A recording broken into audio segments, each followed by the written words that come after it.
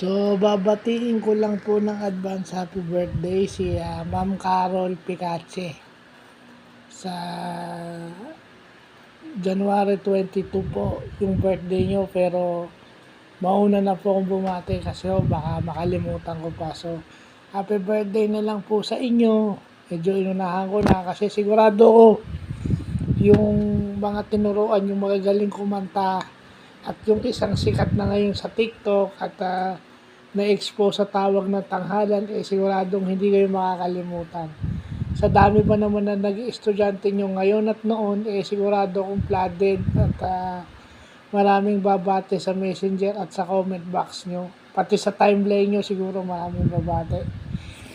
Hindi lang sa Facebook, pati sa TikTok. So, mauna na po ang bumati ng advance happy birthday po. More birthdays to come and God bless po. At saka sana maituloy nyo pa yung mga live nyo sa TikTok.